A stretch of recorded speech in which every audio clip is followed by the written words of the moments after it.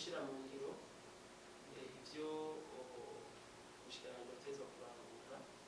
Murazi yuko turi ubushikiranganji bw'abakozi n'akazi, kenshi rero abenegihugu bazi yuko ari ubushikiranganji bwa fonction publique gusa, ni kuvuga turaba abakozi ba leta, turaba abakozi bose n'abikorera utwabo. Rero hari ubuzi bwinshi buriko buratangwa mu gihugu kubera imigambi myiza ya leta y'imvyeyi leta nkozi. Murazi yuko hariho amakoperative, murazi yuko hariho amabanki amwe yo kwaruka yashizweho iratanga akazi, itanze ingurane uwo bayihaye n'abatanga akazi.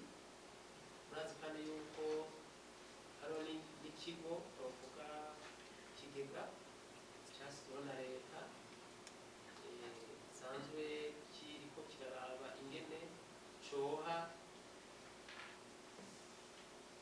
inguzanyo, bavuga umutahe abantu badafise, uko biri uje muri banki ufise ingwate. Ahubwo hariho abandi usanga badafise ingwate, niho haciye hajaho kirya gisata bita payeje, izi minsi mubibona, kugira ngo bashobore guhereza umutahe abo bantu kandi bamaze bakabakurikirana kugira ngo nabo bashobore kuronka icyo bakora. Rero iyo haranishwa rije kugira ngo hamane y'amashyirahamwe y'abikorera utwabo, ko dushaka kumenya tuti mbega muri uno mwaka uheze ubuzi bwatanzwe bungana iki? Nimba je mfise ishirahamwe ry'ubworozi ndatanga akazi ko abo bantu barahera. Nimba je ndi muri koperative mbega abakoramo ni bangahe?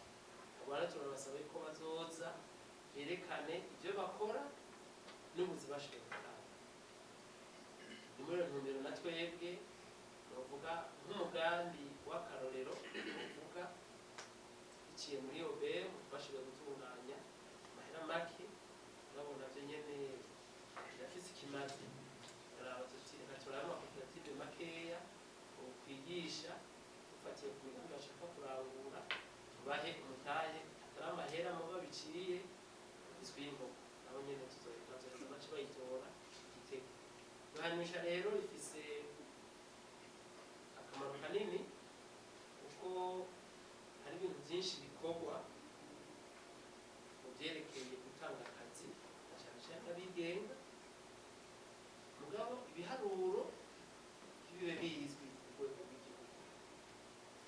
Twebwe rero nk'umushikiranganji w'abakozi n'akazi tuzogira indinyanyo ivyo twara dukora ku buryo abo bantu baba urwaruka cyangwa abikorera utwabo bashoboye gukora ikintu bagatanga akazi, ukamenya ako kazi